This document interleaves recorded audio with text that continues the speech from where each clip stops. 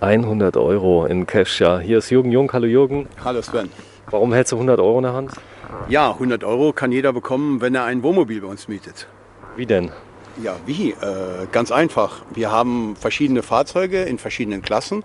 Und wer das Fahrzeug bei uns mietet bis zum 28. Februar diesen Jahres, bekommt 100 € geschenkt. Also wirklich Cash. Das heißt, ich kann damit zum Beispiel auch den Preis vom Wohnmobil bezahlen. Ich kann aber auch Einkauf beim Aldi bezahlen, wenn ich will. Ja, klar. Okay. Klar. Ich kriege 100 € dabei. Genau. So ist es. So, wir zeigen mal ganz kurz. Es gibt verschiedene Klassen. Wir haben sie aufgereiht, praktisch von der kleinsten Klasse bis zur größten, von links nach rechts. Wir beginnen links mit welcher Klasse? Ja, das ist die Activity Class. Sprich, ist ein Kastenwagen, also ein Kleinbus, ist auch mit das kürzeste Fahrzeug, sprich 6 Meter, geeignet für Städtereisen oder für Reisen von 2 Personen, die halt gern kuschelig miteinander über eine gewisse Zeit leben wollen. Die nutzen gerne diese Fahrzeuge dieser Klasse. So, ich zeige es mal gerade, ein ganz normaler Kastenwagenlänge. 6 Meter. 6 Meter. Also Class bedeutet, es ist nicht dieses Auto explizit, sondern es ist ein Auto in dieser Klasse, also als Kastenwagen, sage ich jetzt mal. Genau, es ist immer ein Kastenwagen. Muss nicht genau dieses Fahrzeug sein mit dieser Farbe. Da haben wir verschiedene Farben, vom Weiß angefangen bis zu Metallic Rot. Aber es ist immer ein Kastenwagen und immer die gleiche Ausstattung. Und die Markise ist auch dabei? Markise ist immer dabei. Der Radträger ist immer dabei. Warte, ich zeige dir mal gerade hinten. Da ist ein großer Radträger dabei. Das heißt, wenn ich Fahrrad mitnehme, muss ich die nicht im Fahrzeug transportieren, sondern außerhalb. Genau, hier kann man Fahrräder draufstellen bis 30 Kilo. Elektrobikes müsste man in ein Fahrzeug reinstellen oder eins mieten, wo eine Anhängerkupplung dran ist, wo man die dann hinten entsprechend auf die Anhängerkupplung Die habt ihr auch, gell? Haben wir auch, ja. Gut, habt ihr auch. So. Also, die Fahrzeuge, wir gehen am besten mal kurz rein und gucken uns das mal an. Die sind relativ groß. Man kann sie auch von hinten aufmachen. Vielleicht zeige ich gerade noch hier was. Und Ja. zwar, die Fahrzeuge sind bei uns immer komplett ausgestattet. Sprich, du siehst hier unten die Box mit den ganzen Zubehörteilen, sprich also die gesamte Chemie, die man braucht über die gesamte Mietdauer. Verbandskästen, Warndreiecke, Überbrückungskabel, eine Gießkanne für den Tank zu füllen, ein Handfeger, die Keile, ein Warndreieck. Alles das, was man braucht für den Betrieb des Fahrzeugs über die gesamte Mietdauer, stellen wir immer zur Verfügung und ist immer dabei. So, jetzt haben wir hier eine Version, da sind 2 Betten übereinander. Genau, das ist die Kids-Version für eine Familie mit 2 kleinen Kindern bis 10 Jahre und die gerne Städtereisen machen wollen oder sonst einen kleinen Urlaub machen wollen. Okay, das Können heißt, ich halt habe ein hier- Doppelbett unten und habe oben nochmal ein Bett. Ein Doppelbett oben, genau. Ja. Die können hier bequem halt ihren Urlaub drin verbringen. Habe ich gar nicht gewusst, dass es sowas gibt. Also das hast du mir vorenthalten. Nennt sich Family Kids. Family Kids, also Ja. das ist auch in der Einsteigerklasse kein Problem. Genau, das ist in Einsteigerklasse auch kein Problem. Das Fahrzeug wird sehr, sehr oft genutzt, gerade für Familien mit kleinen Kindern. Ist leicht zu fahren, Ist wie ein PKW. wie ein PKW. Wir Genau. steigen mal ein. Man muss sich am Anfang so ein bisschen mit den Dimensionen wahrscheinlich vertraut machen. Ist wahrscheinlich ein bisschen größer wie ein PKW, aber Schaltung, Kupplung, alles wie beim normalen PKW. Ich habe auch eine Kupplung mit dabei. Genau. So, ich habe sogar eine Außenbeleuchtung mit dabei. Die haben wir gerade mal an- und ausgemacht. Mach nochmal aus. So, jetzt ist es arretiert. Und das heißt, ich kann also die rausfahren, die Markise, macht die Beleuchtung an. Ich muss kein Kabel extra ziehen, nichts. Gar nichts. Das ist alles, da ist ein Kurbel hinten im Kofferraum drin, da geht man an die Markise, kurbelt die raus und alles andere ist halt Automatik. So, wenn du mal so lieb bist, mal nach links vorgehst, dann komme ich, oder so, rein. warte, ich steige mal gerade ein. Zeigen wir das mal gerade. Das ist jetzt das Fahrzeug von innen. Wir drehen jetzt nachmittags. Im Januar ist es kalt, aber hier drinnen ist schön warm, denn hier ist eine Gasheizung angebracht. Genau, wir haben die Gasheizung angemacht, damit wir beide nicht heute Mittag hier erfrieren. Ja. Und jetzt haben wir so ungefähr 20 Grad hier drin. Also sprich eine gemütliche Temperatur, um jetzt was zu dem Fahrzeug zu sagen. So, warte, ich zeig mal. Ich weiß gar nicht, wo ich anfangen soll. Es ist schon, ich sag mal, ich habe das Licht heute mit dabei, muss man fairerweise sagen. So, das heißt, ich kann erstmal die Frontsitze drehen, habe Genau. hier eine Dinette. Genau, wir können die Frontsitze drehen. Du hast halt hier eine kleine Dinette, du hast eine doppelte Sitzbank, auch mit Gurten, für 4 Personen eben zugelassen. Auch den Fahrersitz kann man natürlich selbstverständlich drehen. Also, da können vier Leute Genau. bequem 4 am Leute Tisch. können bequem am Tisch sitzen. Und dann hast du eben die Möglichkeit, hier auch zu kochen im Fahrzeug. Warte, ich sag das mal was. Genau. Gerade mal ein bisschen Platz schaffen. Da ist jetzt die Kocheinheit mit dabei. Genau, und da ist auch die Spüle. Die ist auch zentral angeschlossen. Das ist eine Gasflasche für Heizung und Kochen. Genau, ist eine Gasflasche für Heizen und Kochen. Eine Gasflasche ist in der Vermietung bei uns immer mit dabei. Okay. Auch im Preis enthalten. Im Preis enthalten. Da ist ein Kühlschrank mit dabei, der läuft sowohl mit Landstrom als auch mit. Der läuft mit Landstrom, der läuft mit 12 Volt und bei verschiedenen Fahrzeugen auch mit Gas. Muss man halt da fragen. Genau, So. das ist halt immer für die Bedingungen abhängig, was man damit machen möchte. Mit den neuen heute sind die meisten nur mit 12 Volt und mit Landstrom, aber wir haben auch welche, die mit Gas sind. Und dann haben wir auch noch hier eben die Toilette mit der Dusche. Die Nasszelle, da ist auch in dem kleinen Auto schon eine Dusche drin. Genau, da ist auch schon eine Dusche drin und da kann man dann auch entsprechend duschen. Wobei man da davon ausgehen muss, wenn man auf dem Campingplatz im Sommer steht, gehen die meisten ja im Campingplatz auf die häuslichen Duschen und Toiletten auch da. Das ist halt mehr gedacht für die Fahrt, weil beim Wohnmobil ist es halt so, der Weg ist das Ziel und du bleibst halt da stehen, wo du halt gerade im Moment dann dir das gefällt. Aber ziemlich geräumig dafür, dass das Fahrzeug ja so kompakt ist. Warte, ich zeige mal gerade hier nochmal die Liegefläche. Ich gucke mal, ob ich durchkomme beim Licht. Ja, das klappt. Also das hier ist oben für die Kinder. Das ist die Breite ungefähr. Was denkst du? Knapp 1,80 Meter. Aber die können auch nebeneinander liegen. Genau, einfach, die können quer nebeneinander liegen. Das Bett hat eine Breite von 1,35 Meter und eine Länge von 1,85 Meter. So, und unten drunter sind dann die Eltern. Das heißt, die haben dann ein ganz kleines bisschen mehr Platz wegen der, sehe ich gerade, wegen der Biegung des Fahrzeuges. Die können sogar rausgucken, die Eltern. So sieht es aus. Und unten drunter habe ich dann noch Stauraum dafür. Ich habe aber auch jede Menge Schränke, habe ich gerade eben schon gesehen. Das heißt, ich habe hier oben drüber einen Schrank. Da kann ich Teller rein. Wie ist denn das mit Teller und Besteck bei der Vermietung? Ja, also Teller und Besteck kann jeder selbst mitbringen, wenn er das möchte. Wir bieten aber auch an, dass wir komplette Sets mitvermieten, wo alles drin ist für eben eine vierköpfige Familie. Vom Besteck über Pfannen, über Töpfe, über Teller, über Tassen, Gläser. Das Fahrzeug hat einen Tank für Wasser. Hat einen Wassertank für 100 Liter, einen Treibstofftank mit 95 Liter und einen Abwassertank mit 110 Liter. Okay, das heißt also komplett, das heißt, ich bin autark. Wie lange ungefähr mit der Batterie? Ja, also mit der Aufbaubatterie im Sommer kann man so 3 bis 4 Tage stehen bei dem hier. Okay. Er hat noch keine Solaranlage. Wird der geladen während der Fahrt? Wird geladen während der Fahrt oder wenn man von außen an Landstrom angeschlossen ist. Okay, das heißt also, wenn ich jetzt zum Beispiel eine Tour mache und fahre 3, 4 Tage Richtung Portugal und fahre immer wieder, dann ist die immer voll? Immer wieder voll, genau. Okay. Und du kannst ohne Probleme auch 3, 4 Tage stehen, ohne dass du nachladen musst. Jetzt ist hier mollig warm drin, es ist draußen minus 4 Grad, das ist so. Also das heißt, die Heizungen, die sind nicht nur, ich sag mal, zufällig da, sondern die machen richtig schön warm. Die Heizungen machen richtig schön warm. Also man kann, ich sage immer, in der Badehose rumlaufen, weil die kann man bis 28 Grad stellen. Das ist problemlos möglich. Und hier siehst du auch, wir sprechen hier immer vom Sommer, da ist ein Fliegengitter, wo man halt komplett zumachen kann, die komplette Tür, damit auch keine Fliegen reinkommen, gerade wenn man abends kochen möchte. Okay. So, habe ich soweit verstanden. Das heißt, ich habe einen Kühlschrank mit drin, ich habe jede Menge Staumöglichkeiten, ich habe 4 Sitzplätze mit drin, die ich belegen kann. Ich habe eine Küche mit drin mit Gasherd und habe ein sehr kompaktes Fahrzeug, mit dem ich auch wirklich gut in die Städte reinkomme. Genau, mit denen kommst du in die Städte rein und du kannst mit diesen Fahrzeugen überall auf jedem Parkplatz auch stehen, weil das gilt so nicht als Wohnmobil, das zählt als Kleinbus. Okay. Das ist genau wie ein Kleinbus, der auf dem Parkplatz steht und du kannst da drin schlafen. Also wenn da steht keine Wohnmobile, ist es nicht mein Ding? Genau. Also mit dem kannst du überall stehen, mit den Teilintegrierten, wo steht Wohnmobile verboten, da musst du auf einen Stellplatz fahren. Okay, da reden wir von denen, die da etwas weiter da kommen, die auch schon deutlich größer sind, auch von der Breite her. Der hat links und rechts keine Aufbauten bis auf die Spiegel. Bis auf die Spiegel ist da nichts dran. Also der ist halt so für in den kleinen Städten, auch in Italien oder in Südfrankreich halt, wo man rumkurven will, da sind die Fahrzeuge halt unheimlich geeignet. Die Activity Plus Klasse, WVS, Wohnmobilvermietungsservice in Saarlouis. Wir haben ganz viele Autos heute da und gehen Schritt für Schritt jedes Auto durch. Jetzt sind wir bei der Activity Plus Klasse, immer noch ein Kastenwagen. Ja, ist immer noch ein Kastenwagen, hat jetzt aber allerdings eine Länge von 6,30 Meter und hat Längsbetten innen. Das heißt, wir haben ja eben der etwas kleinere, der hatte 4 Schlafplätze mit drin, 2 Kinder, 2 Erwachsene. Die Längsbettenfahrzeuge, die haben jetzt eigentlich Platz für 2. Genau, haben Platz für 2. Es gibt noch die Möglichkeit, vorne ein Notbett einzuintegrieren am Tisch, an der Dinette. Da könnte dann auch noch eine dritte Person schlafen. Allerdings sind sie grundsätzlich nur gedacht für 2 Personen. So, auch hier schauen wir uns das Ganze mal an. Es gibt auch hier eine Markise mit dabei. Die Beleuchtung ist mit drin. Das heißt, die kann ich, LED-Beleuchtung ist mit drin. Ich habe eine Trittstufe. Ja, ich zeige das mal gerade. Jürgen, du bist zu schnell. Ich komme dir hinterher. Da ist der Radträger. Warte.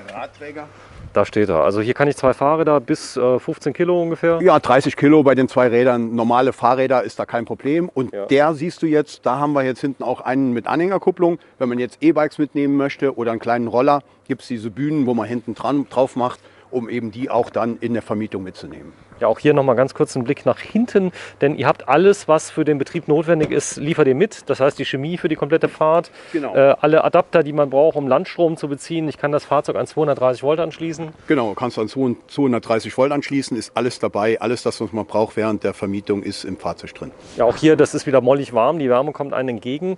Hier kann ich beladen, das hier ist alles Stauraum, den ich habe. Mach mal kurz auf die zweite Tür bitte, dann sieht man mal die Dimensionen. Genau. Auch hier kann ich... Hast hier den Stauraum und bei diesem neuen Fahrzeug ist es halt so, dass du das hintere Teil hochklappen kannst. Hier könntest du theoretisch auch 2 E-Bikes hinten reinstellen oder halt Tische oder Koffer oder alles andere, was man halt mitnehmen Das heißt, ich kann also diesen Platz hier komplett nutzen, kann das hier hochklappen und dann zum Schlafen müsste ich dann die Fahrer natürlich ausladen, dann drauf machen. Hier kann ich an der Seite auch schön rausgucken. Das ist also das richtig schön, tolle Fahrzeuge. Ja, das sind Seitenfenster jetzt bei dem neuen Moveos integriert, anstelle den Heckfenstern in den Hecktüren, weil man da halt eine größere Aussicht hat und die Fahrzeuge innen drin noch heller werden. Sieht richtig toll aus. Also auch hier ist die Chemie, alles ist dabei, alles an, ich sag mal, Handfeger, alles, was man so braucht. Ich muss jetzt nichts mitbringen. Das Einzige, was ich mitbringen muss, haben wir eben schon besprochen, ist das Geschirr. Wir gehen mal am besten mal rein, da gucken wir uns das mal von innen an. Dass wir das mal sehen. Und hier haben wir, sag mal, hier bei dem Fahrzeug, das zieht automatisch zu, die Tür, wenn man so leicht schließt. Der bleibt hängen hier. Der bleibt hängen an an der Seite. Okay, das heißt also, hier kann die Tür auch nicht versehentlich einfach mal zuknallen. Das ist nicht möglich. Also du hast den Fahrzeugsessel schon mal gedreht. Beide Sitze sind drehbar. Beide Sitze sind drehbar. Ich setze mich auch hin.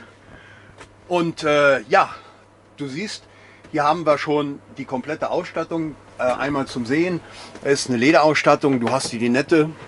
Und auch diese Dinette kannst du verschieben in der Form, wie du sie haben möchtest, hinten über diese Schiene.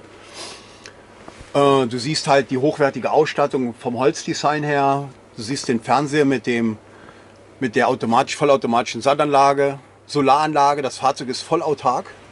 Du kannst unbegrenzt draußen stehen im Freien, ohne dass du Anschluss von Landstrom brauchst. Wenn die Sonne scheint. Ich sag mal ausreichend. Auch dann, wenn es bewölkt ist, kommt immer noch genug Strom rein, um die Batterien zu laden. Also vollautark, oben drauf eine Solarzelle. Komplett die lädt tagsüber. Ich kann also echt mal eine Tour machen, muss auf keinen Campingplatz. Nein, du brauchst auf keinen Campingplatz zu gehen. Du kannst ganz normal autark irgendwo stehen und du hast immer volle Ladung in der Batterie. Selbst wenn es bewölkt ist, die Anlagen sind heute so modern, dass das immer noch reicht. Hier vorne ist ein ganz großes Navi drin. Genau, da siehst du jetzt das neue Navi-System. Das sind 10 Zoll Navis. Du siehst diesen großen Bildschirm mit einer ganz einfachen Bedienungsleiste hier unten drunter, wo man nicht kraus überlegen muss, wie bediene ich jetzt das Ganze, sondern es ist alles beschrieben und es geht ganz, ganz einfach. Ja, wir haben eine hochwertige Lederausstattung. Auch den Fahrersitz, den kann ich drehen. Genau, das ist auch sehr einfach. Den Hebel hier einmal vorziehen und dann kann ich den einfach hier einmal rumdrehen und schon habe ich eben auch den da. So, auch hier habe ich eine Kochzeile, die ist mit drin. Ich zeige das mal ganz kurz Genau, bei dem hier ist auch Fahrzeug. die Kochzeile. Wir machen mal die Tür zu, damit es uns auch nicht so kalt hier drin. So, da ist die Kochzeile drin. Dann habe ich hier ein Schneidbrett oder halt die Abdeckung für die Spüle. Ja. Ich kann hier ein kleines Tischelchen noch hochklappen, was hier drunter versteckt ist. Okay, kann ich den Platz noch besser nutzen? Genau, kannst du den Platz besser nutzen. Dann gibt es integriert in diesem Fahrzeug, deswegen auch Plusklasse, einen Mülleimer auch mit drin, den ich hier rausziehen kann. Ja. Alles Selbsteinzüge, komplett. Und das Wichtigste ist hinten, wie gesagt, das getrennte Bett. Du siehst, du kannst zwischen die Bette gehen und kannst rechts und links einsteigen, ohne dass man den anderen auch in der Nacht mal belästigen muss, wenn man mal zum Pipi muss oder so. Kann jeder eben aussteigen und kann eben, ohne den anderen zu belästigen, auch entsprechend aus dem Bett rausgehen. Ja, wenn man so überlegt, dass man gerade in einem Wagen drin sind, im Kastenwagen, da glaubt man gar nicht, dass man hier so viel Platz hat. Was hier vielleicht auch ganz spannend ist, ich habe also ein komplettes Fahrzeug, was aber sehr, sehr unauffällig ist. Ich sag mal, hier sieht man von außen, klar, die Profis wissen, es direkt ist ein Wohnmobil, aber ich habe jetzt kein riesen Schiff, was ich jetzt bewegen muss. Einen Kastenwagen stellen irgendwo hin und kann einfach schlafen. Genau, du kannst mit den Fahrzeugen wie mit dem ersten auch schon irgendwo auf dem Parkplatz sich hinstellen und schlafen. Was bei den Moveos jetzt, die wir in der Vermietung hauptsächlich jetzt haben, auch ganz, ganz toll ist, ist halt die Toilettenanlage. Weil du kannst halt die Toilette wegschieben unter das Bett und du hast eine riesengroße Dusche. Und du kannst als Mann auch in der Dusche manierisch duschen, ohne dass du überall aneckst. Ich habe jetzt die Toilettenanlage mal weggeschoben. Jetzt merkst du auch, was hier für eine Hitze rauskommt, wie schön warm es ist und mollig. Du siehst, die Toilettenanlage ist weggeschoben. Und wenn du jetzt hier reingehst, du siehst, ich bin 1,81 groß, ich kann mich jetzt einseifen. Okay, das heißt, ich kann hier die Toilette, wenn du das mal gerade machst, die kann ich dann rausschieben. Das ist auch sehr einfach, das Rausschieben. Das ist nur hier den Knopf drücken und dann kann ich die jetzt ziehen und dann geht die raus. Klack. Okay, jetzt habe ich eine komplette Toilettenanlage mit drin, Ja. die auch nicht irgendwo... Also unglaublich, wie kompakt man in dem Auto, was man hier alles unterbringt. Das ist, ich glaube auch im Moment ist der Kastenwagen eines der am meisten explodierenden Segmente, oder? Ja, es ist so, dass die Kastenwagen im Moment in den letzten 2 Jahren riesen explodiert sind und die Nachfrage extrem groß ist. Und das Waschbecken haben wir versteckt. Das kommt hier raus. Okay. Dann habe ich auch ein Waschbecken, wenn ich brauche. Also ist alles so gemacht mit Vernunft und mit Verstand von Praktikern, so dass die Fahrzeuge auch alltagstauglich sind. Okay, das heißt, ich kann hier die Toilette, wenn du das mal gerade machst, die kann ich dann rausschieben. Das ist auch sehr einfach, das Rausschieben. Das ist nur hier den Knopf drücken und dann kann ich die jetzt ziehen und dann geht die raus. Klack. Okay, jetzt habe ich eine komplette Toilettenanlage mit drin, Ja. die auch nicht irgendwo... Also unglaublich, wie kompakt man in dem Auto, was man hier alles unterbringt. Das ist, ich glaube auch im Moment ist der Kastenwagen eines der am meisten explodierenden Segmente, oder? Ja, es ist so, dass die Kastenwagen im Moment in den letzten 2 Jahren riesen explodiert sind und die Nachfrage extrem groß ist, weil sie halt auch als alltägliches Fahrzeug genutzt werden, als Zweitwagen und deswegen halt auch so eine große Nachfrage haben. So, ich habe ein bisschen Schwierigkeiten immer so beim Filmen, weil ich ein ganz großes Licht mit dabei habe, aber ich hoffe, man kann es erkennen. Also, Activity Class von der ADAC Wohnmobilvermietung, wohnmobile-saarland.de. Auch hier das Auto ist gedacht für 2 Personen. Ich kann ein Notbett vorne machen Genau, für ein also Kind. hier kann man ein Notbett machen, noch für ein Kind. Ansonsten ist es gedacht für 2 Personen. Da hatten wir letztes Jahr in der letzten Mietsaison riesen Nachfrage nach den Fahrzeugen. Deswegen haben wir dieses Jahr auch aufgestockt, gerade in der Kategorie hier, weil die Fahrzeuge durch die Ausstattung, hochwertige Ausstattung und der große Luxus, den es bietet, trotzdem eine kleine, kompakte Außenbauweise eben mit die beliebtesten Fahrzeuge waren, die wir überhaupt in der Vermietung hatten. Und man sieht jetzt auch schon wieder für dieses Jahr, dass gerade dieser Typ hier sehr, sehr stark nachgefragt ist. Auch für die gibt es die 100 Euro? Auch für die gibt es die 100 Euro. Extra. So, dann gehen wir mal raus. Das war jetzt Activity Class Plus, richtig? Genau, Activity Plus Klasse. Okay, bleiben Sie dran.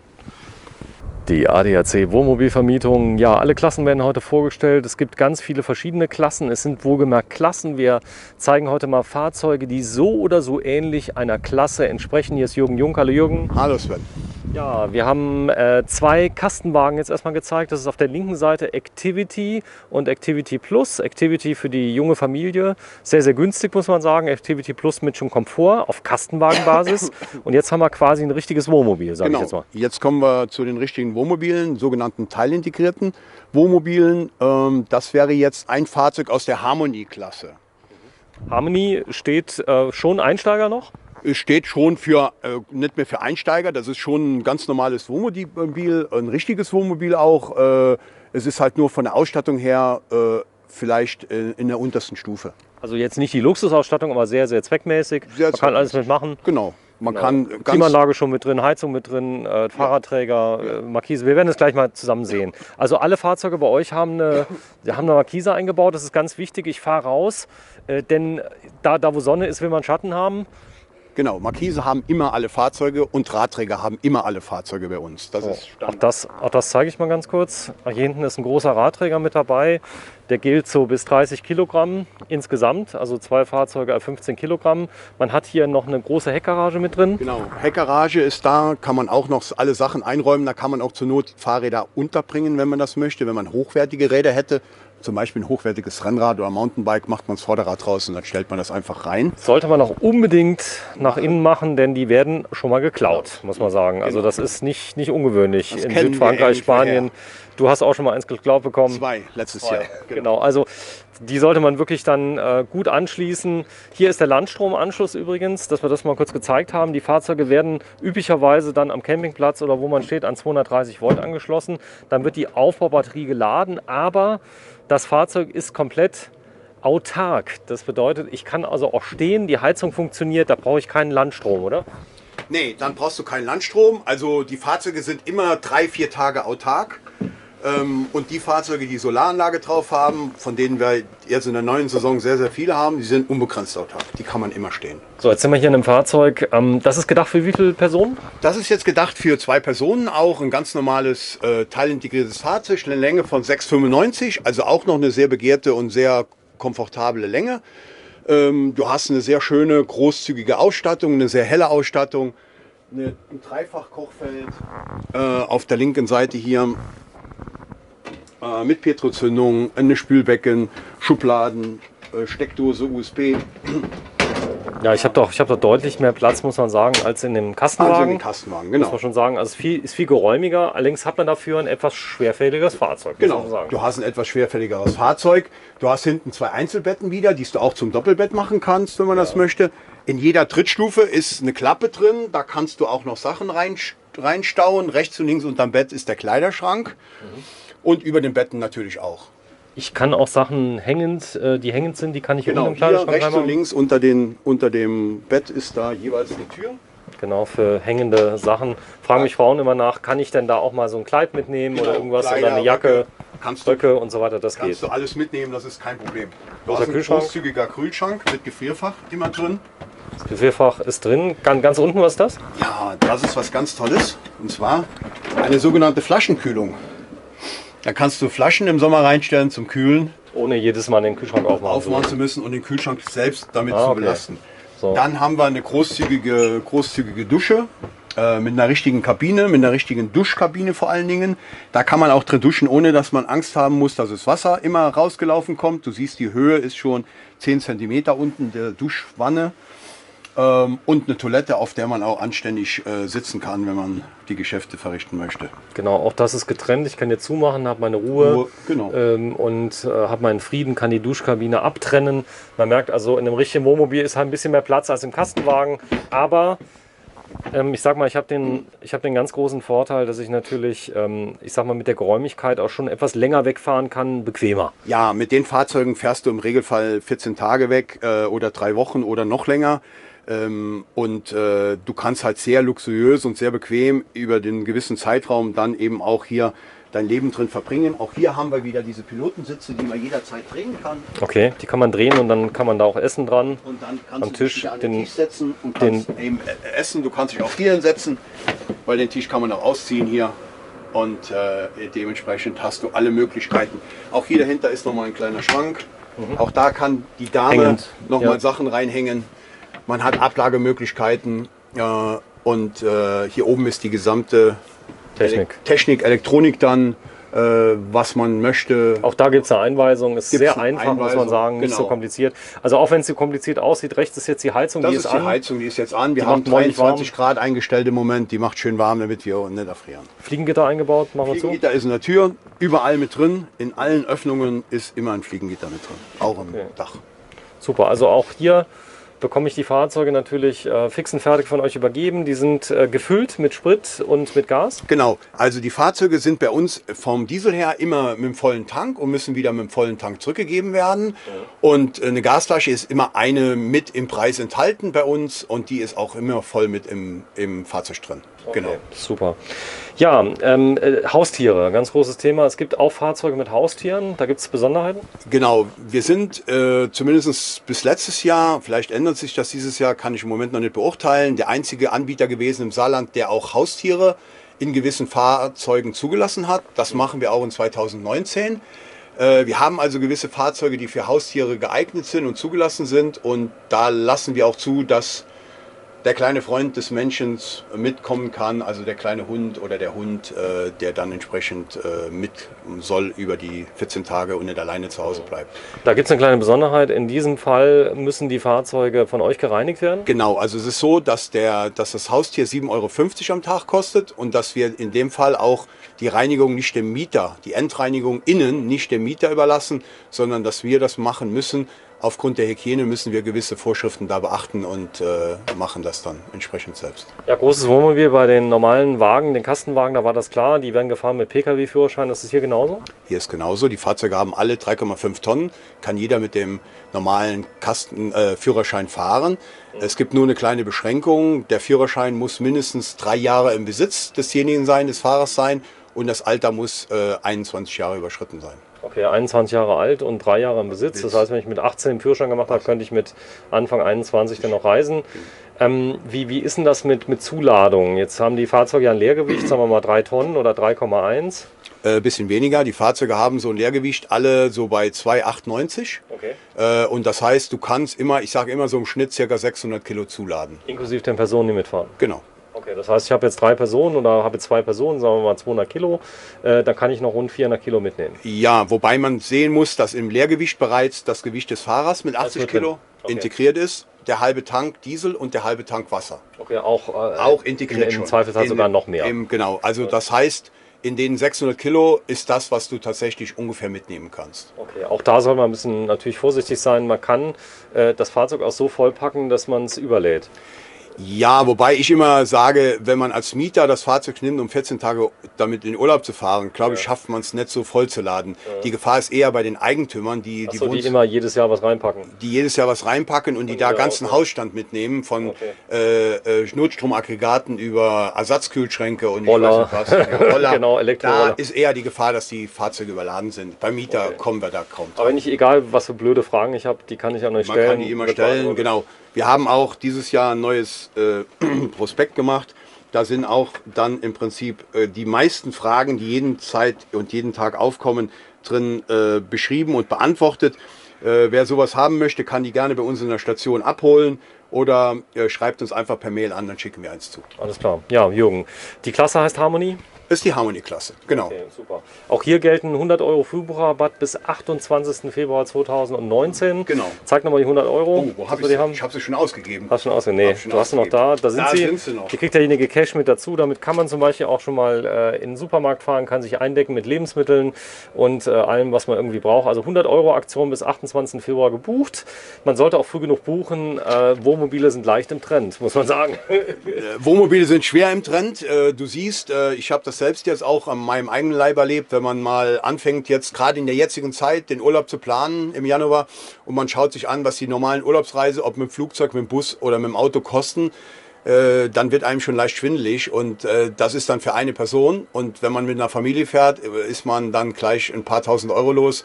Deswegen ist ein Wohnmobil halt im Moment sehr stark im Trend, weil es doch immer noch sehr, sehr günstig ist. Ja, und das Abenteuer nicht zu vergessen. Ja, die Harmony Class, wir machen noch mehrere Klassen durch. Wenn Sie mal gucken wollen, was das Richtige für Sie ist, bleiben Sie dran, erfahren Sie alles über die Wohnmobile vom Wohnmobilvermietungsservice in Saarlouis. Vielen Dank, Jürgen Jung. Dankeschön. Ja, bitte.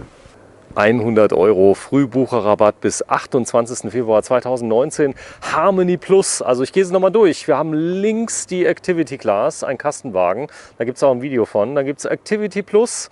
Der steht daneben. Das ist der Kastenwagen für 2 Personen mit Luxus. Dann haben wir die Harmony Class. Die haben wir gerade eben auch schon mal gezeigt. Da gibt es auch ein extra Video zu. Und jetzt geht es um die Harmony Plus-Klasse. Hier ist Jürgen Jung, ein absoluter Liebhaber von Wohnmobilen. Hallo Jürgen. Hallo Sven. Ja, Vermietung groß im Trend? Ja, Vermietung ist sehr groß im Trend und die Zuwachsraten sind im Moment noch ungebrochen. Und in der Harmony Plus Klasse zeige ich dir jetzt ein ganz neues Fahrzeug. Das ist letzte Woche erst zum LKW gekommen. Das ist ein Moveo mit einer sehr hochwertigen, exklusiven Ausstattung. Da haben wir ein Fahrzeug, wo wieder alles drin ist. Von der Solaranlage über die Sattanlage, Lederausstattung, Tablet im Innenbereich, alles das, was das Herz begehrt, ist da drin. Werden wir auch gleich sehen im Innenraum. Die Ausstattung ist sehr, sehr hochwertig. Ein geiles Teil, oder? Ja. Also hier vorne ist sogar die Markise, ist natürlich immer mit drin bei euch, aber ich zeige es mal gerade. Mit dran, genau. Der Radträger ist immer mit dran. Der fehlt noch an dem Fahrzeug, weil den haben wir ist noch nicht drin, aber der wird noch montiert. Das Fahrzeug ist nagelneu. Der ist gerade vom LKW gekommen, wie gesagt, der ist nagelneu. Und das ist eben eins der Fahrzeuge, die wir neu dieses Jahr haben. Da haben wir in allen Klassen diese Fahrzeuge, die dann entsprechend größer und länger dann noch werden. Auch hier siehst du einen riesen Kofferraum, das ist ein halbes Wohnzimmer mit Außendusche, mit Verzurrschienen für Fahrräder reinzustellen, mit den Ersatzkissen für oben noch zusätzliche Betten reinzumachen. Also ist alles in dem Fahrzeug mit integriert. Ja, die Heizung, die ist schon schön am Bollern. Das ist auch leicht zu merken, denn es ist auch überall warm. Das Fahrzeug ist komplett wintertauglich, wenn ich will. Ja, das ist komplett wintertauglich. Wir haben auch die Wintergitter schon drauf gemacht. Hier sind die Wintergitter. Ich zeig's mal gerade. Ja, genau. Ich komme mal schnell rein, dann wird es auch warm. Dann wird es auch warm, genau. Warte, ich zeig's mal gerade jetzt, wo ich so einen schönen Anblick habe, denn du hast eben die Ausstattung so ein bisschen angesprochen. Wir drehen im Januar, es sind minus 4 Grad, glaube ich, im Moment oder minus 2. Und hier drinnen ist es richtig schön warm. Ja. Aber was direkt ins Auge fällt, ist die Beleuchtung. Also es ist, sieht aus wie auf einem Kreuzfahrtschiff, oder? Ja, es ist eine sehr, sehr luxuriöse, sehr hochwertige Ausstattung in den Fahrzeugen, die mir persönlich auch sehr, sehr gut gefällt. Dieses edle Holz, du siehst diese LED-Beleuchtung, Lederausstattung, auch hier diese Akzente von LED überall drin, das Logo von Moveo. Das ist wirklich, wirklich eine sehr, sehr schöne, großzügige Ausstattung. Hubbett mit drin, da kommen wir Hubbett gleich mal mit drin, drauf. genau, Ja. kommen wir gleich dazu. Du siehst jetzt auch die neuen Ausstattungen nicht mehr mit den herkömmlichen Displays, sondern das ist das Display, was die gesamte Anlage steuert und gleichzeitig das Navigationsgerät. Ich hole Das das ist da weg, abnehmbar, oder nicht will. hol das da weg und mache es hier vorne hin. Dann ist es das Navigationsgerät und das Radio. Alles in einem. Komplett. Ja, genau. Das heißt also, ich kann das im Standbetrieb kann ich es direkt Genau. am Eingang machen, kann Genau. mit Heizung alles steuern. Alles, du kannst es, ob es da ist oder ob es da ist, du kannst immer das Gleiche Echt? machen. Das habe ich noch gar nicht gesehen. Ja. Hast du es selbst eingebaut oder kam das Auto so? Nein, die kommen jetzt so serienmäßig vom Werk aus an, weil wir die mit Garmin-Geräten bestellt haben. Cool, oder? Genau, da haben wir ein Hab ich bisschen noch gar nicht weniger gesehen. Arbeit. Ja. Und ich habe schon viel gesehen, muss ich sagen, bei dir. Das hier ist richtig schick. Also Harmony Plus Klasse. Hier vorne ist Frankreich, so eine Frankreich-Flagge. Ist das Frankreich? Genau, ja, es ist Frankreich. Die Fahrzeuge werden bei Pilote gebaut. Wir geben da vor, wie wir die haben wollen. Und du siehst auch, das ist alles sehr wertig gemacht. Hochglanz, die Schränke, die Schubladen, das wirst du gleich sehen, die schließen alle sehr zart und sehr leise. Mach mal. Das wirst du mal zeigen.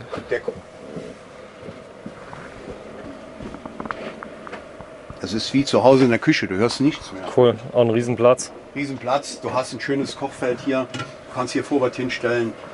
Dann, ich als Elektrofreak habe mal darauf geachtet, dass mal ausreichend USB-Stecker da sind, überall jetzt und noch zusätzliche Steckdosen. Wie gesagt, alle LED-Beleuchtung. Du hast hier den neuen Typ des Kühlschranks. Ja, der ist noch nie in Betrieb gewesen. Der ist noch nie in Betrieb gewesen, genau. Du siehst, es ist noch alles eingepackt, auch wieder ein Gefrierfach mit drin. Hier oben ist das Fernsehen drin, das jetzt im Moment noch fehlt. Das kommt hier raus. Ja. Das kann man hier rausziehen und dann kann man hinten gucken oder vorne gucken. Okay, kann man drehen, das wird noch eingebaut. Genau. Also das Fahrzeug ist nagelneu. Wird noch eingebaut. Und jetzt ist eben der große Luxus an diesem Fahrzeug ist, du hast hier sozusagen ein sogenanntes Raumbad. Wenn du hier mit 2 Personen fährst, hast du Luxus wie zu Hause. Du machst diese Tür hier zu. Und jetzt hast du dahinter auf der linken Seite die Toilette und auf der rechten Seite die Dusche. Was auch ziemlich cool ist, ich kann den hinteren Bereich sogar von den Kindern abtrennen. Komplett schließen, komplett zumachen, ohne dass du beeinträchtigst. Und du kannst den Schlafbereich hier, das ist jetzt oben arretiert, auch nochmal zumachen. Ja. Das heißt, du hast hier eine getrennte Toiletten-Duschanlage Okay. und du hast einen getrennter Schlafbereich. Warte, das zeige ich mal gerade. Also hier ist das Doppelbett, Längsbetten Genau. mit dabei. Also riesengroß, sogar mit Auch mit wieder- Gardinen richtig schön. Genau, Also auch sehr wieder mit rausziehbarem Doppelbett-Ergänzungsteil, was wir hinten im Kofferraum gesehen haben. Auch wieder USB-Stecker, 220 Volt Steckdose mit drin, Gardinen. Du siehst eine sehr wertige, hochwertige, sehr schöne Ausstattung. Die Matratzen sind noch gemütlich. Sehr gute Matratzen, an denen man auch sehr gut schläft, nicht zu weich. Nicht zu weich, genau, das haben nämlich auch viele gesagt. Hier sieht man also auch, warte, ich zeig das mal gerade, also hier links ist die Dusche. Die ist dann komplett getrennt. Hier habe ich auch eine richtige Glaswand, die mit dabei ist. Genau, wenn du und einen Schritt hab eine zurückkommst, dann können Ja, wir ist die Tür alles schließen. nicht so ganz easy. Warte mal, ich gehe mal ganz kurz rum mit der Kamera, lieber Jürgen. Und hier ist die Toilette. Genau. So, jetzt machen wir die Tür hier zu. Ah, jetzt kann ich schön mein Geschäftchen machen, kann alle Türen schließen Genau. und habe echt meine Ruhe oder kann mich schminken, kann mich fit Kannst machen alles für Genau. das allabendliche Treffen. Genau. So, jetzt kommt aber der Clou.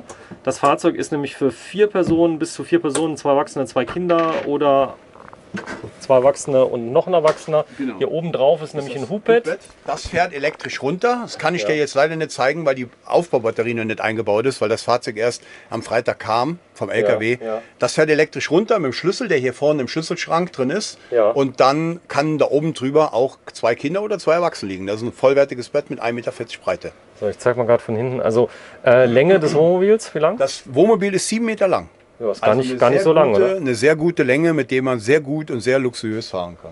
Super, wir gehen mal raus, machen mal Abmoderation. Hier vorne habe ich also beide Sitze, die kann ich drehen, ich sag mal den linken Sitz auch. Es können also ganz bequem, sage ich mal, bis zu 5 Personen mitreisen. Davon können ganz bequem mal mindestens 4 Stück schlafen hier unten. Das kann man, glaube ich, auch noch umbauen Das zum untere Teil Notfallsbett. kann man auch noch zum Bett umbauen, dann hätte man praktisch ein Stockbett hier. Oben das Hubbett fährt ja runter bis hier oben drauf und unten drunter kann man dann auch noch schlafen.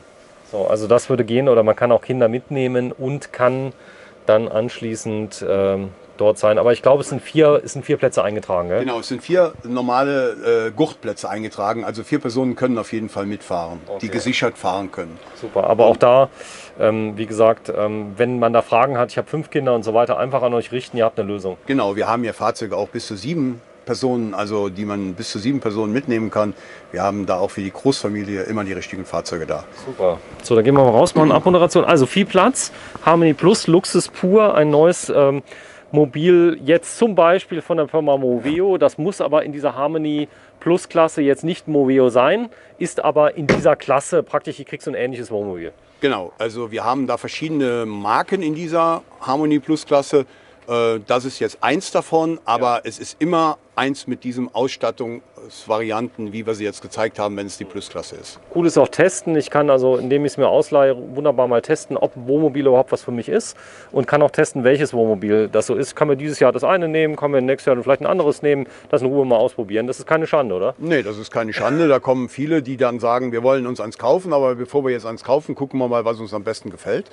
Und dann nutzen die eben mal 2 oder 3 Mal im Jahr Wohnmobile verschiedener Kategorien und sehen dann auch, das liegt mir oder das liegt mir nicht. Das ist ja halt auch dementsprechend das Richtige, weil man soll ja keine Katze im Sack kaufen. Richtig. So, das ist die Harmony Plus Klasse. Wir sind beim Wohnmobilvermietungsservice in Saarlouis. Auch hier die Fahrzeuge kann ich von überall in Deutschland anbieten, wenn ich das möchte und ich es sympathisch finde, ist nicht auf das Saarland begrenzt. Nein, wir haben eine Internetseite, die über das ADAC läuft. Wir sind die ADAC-Franchise-Partner. Also unter wohnmobile-saarland.de kann man also auch online jederzeit buchen. Das ist also kein Problem. Wir haben viele Buchungen aus der Schweiz, aus Österreich, aus Frankreich, aus Holland. Also das geschieht sowieso immer. Bleiben Sie dran, das nächste Video geht über die Melody Plus Klasse.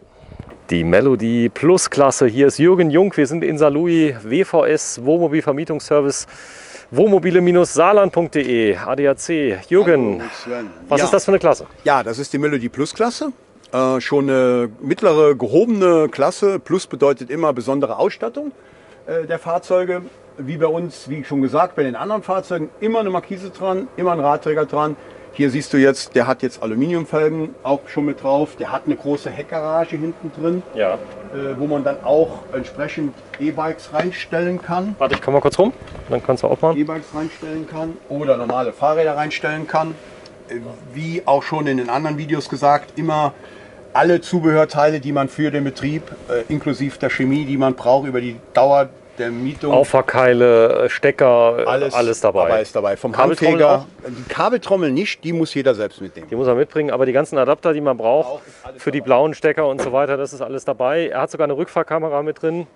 Das haben aber die meisten schon mit drin, muss man sagen. Genau. Also ihr habt, glaube ich, alle großen mit Rückfahrkamera. Die neuen Fahrzeuge, die großen jetzt ab den Klassen, wo wir jetzt kommen, haben immer alle Rückfahrkamera. Also hier kann ich 3 E-Bikes drauf machen, insgesamt 75 Kilo ungefähr, bis zu 75 Kilo belastbar. Aber das Spannende ist natürlich im Innenraum. Da gehen wir gleich mal rein.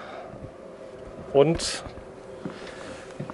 hier ist es nun wirklich Luxus pur. Warm vor allen Dingen. Ja, es ist Sven, richtig warm. Ja. Draußen sind es minus 2 Grad, hier drin sind es ungefähr 20. Ja, jetzt haben wir hier, lass uns schauen, wir haben jetzt um die 20 Grad hier drin. Ja, genau. So, die heißt wie nochmal die Klasse? Also das ist die Melody Plus Klasse. Melody Plus. Da siehst du schon, das ist alles sehr hochwertig auch gemacht. Wir haben in dem Fahrzeug jetzt auch wieder Fernsehen mit drin. Da siehst du die Bettanlage hinten, kann man zum Doppelbett aufbauen. Die Schränke, LED indirekte Beleuchtung, eine Duschanlage auf der linken Seite. Wenn du einen Schritt nach vorne gehst, können wir die Tür öffnen. Warte mal, ich komme mal kurz zu dir. Geh mal gerade hier rum. Dann drehen wir das mal. Hier vorne sieht man auch das Ganze so ein bisschen im japanischen Stil. Kann man so mit so Vorhängen einfach schön zuhängen. Ach, hier könnte ich gleich bleiben. Draußen ist so kalt. Hier habe ich sogar eine Ecke, die hat kein Fenster. Genau, das wäre nämlich meine Ecke. Die eine Seite hat bei dem Fahrzeug kein Fenster. Das ist aber so gewollt, weil viele Leute sagen, ich möchte am Fenster liegen. Und da haben wir mal uns dafür entschlossen, mal Fahrzeuge auch zu nehmen, wo dann hinten am Bett nur auf einer Seite ein Fenster ist. Fangen wir an mit dem Klo. Du hast gesagt. Genau, da ist die Toilettenanlage und um die Ecke rum ist die Dusche mit einer richtigen Duschkabine. Wow. Ja. Boah, es ist nochmal eine Steigerung gegen. Ja, es ist nochmal eine Steigerung. Das ist jetzt ein Knaus, den wir in der Vermietung haben. Ein sogenannter Live Wave. Und die Fahrzeuge sind halt sehr luxuriös ausgestattet und sehr schön. Ja, das Ganze schließt auch wirklich hier vorne. Warte mal kurz. Zeige ich mal gerade was. Also abgesehen davon, dass hier überall noch Schränke sind, also auch da, wo ich jetzt gerade stehe. Da sind immer Schränke unten drunter, wo man Sachen reinhängen kann. Die Röcke, die Hosen, auf der anderen Seite auch. Das Ganze ist auch von oben zu bedienen. Da ist immer eine Klappe, die man aufmachen kann. Achso, da kann ich von oben auch reingreifen. Genau, aber ich habe auch einen Hängeschrank. Genau, du hast hier nochmal einen Schrank auch drin, wo man halt entsprechend oben auch noch Sachen reinhängen kann oder reinlegen kann. Dann hat man hier wieder den großen Kühlschrank. Ein riesen Kühlschrank ist hier drin, ein riesen Drum. Warte, ich zeig das mal gerade, wenn du mal gerade rumgehst, weil das Thema Kühlen ist ja immer ein ganz großes Thema. Ich mache mal gerade auf. Da ist er. Und er geht wirklich von ganz unten bis ganz oben. Mit Gefrierfach mit dabei. Habe aber auch hier eine riesen Kochzeile mit 3 Flammen. Habe hier so ein wow, einen richtig großen Schrank. Ja, ein halbrunder Schrank, wo man Sachen reinstellen kann. Schubläden, die auch wieder selbst schließend sind. Also wie in der Küche zu Hause. Was mir auffällt, ist es richtig mollig warm hier drin. Ja. Ja, und hier habe ich natürlich auch ein Hubbett mit drin. Hier hast du ein Hubbett mit drin. Das ist jetzt ein Hubbett, was von Hand betätigt wird. Das zieht man eben einfach nur so runter. Das klackt dann ein, ja. Das klackt dann ein. Und dann, wenn man es nochmal nicht mehr benutzen will morgens, dann fährt man es einfach wieder runter. So, und kann dann an der Stelle essen. Das ist sehr praktisch. Kann sogar so ganz leichte Plummus kann ich einfach liegen lassen. Lässt man alles liegen, fährt das Ding hoch, hat dann seine Ruhe. Hier kann ich wieder drehen, kann mich hinsetzen. Beide Sitze sind wieder drehbar, da kann man sich hinsetzen, ganz gemütlich. Ja. Alle Fahrzeuge, das haben wir noch gar nicht gezeigt, haben auch volle Verdunklung. Das heißt, du kannst natürlich alles zumachen abends und brauchst keine Angst zu haben, dass sich von draußen einer sieht. Also auch diese ganzen Führerhäuser sind komplett abdunkelbar. Auch Also ich muss da nicht rumfummeln nach. brauchst nicht rumzufummeln, auch die Seitenscheiben, das geht alles, ist abdunkelbar. Okay, da habe ich also Privacy, habe meine Ruhe. Genau. Und wenn ich auch mal stehe irgendwo auf der Straße und so weiter, dann... Sieht keiner, du kannst theoretisch nackt im Wohnmobil rumlaufen, ohne dass einer es von außen sieht. Cool. Also jetzt habe ich die nette. Für wie viele Personen ist das denn gedacht? Ja, auch für 4 Personen. Du hast zweimal Hubbett, zweimal hinten und du hast auch 4 Anstellgurte. So, auch hier. Was interessant ist bei euch, ihr habt in allen Bereichen habt ihr so Schonbezüge mit dabei. Die werden auch immer von euch frisch gewaschen. Das heißt, ich kriege die wirklich mit Schonbezügen allen drum und dran. Genau, also die Fahrzeuge, wir legen höchsten Wert an Sauberkeit und an Hygiene.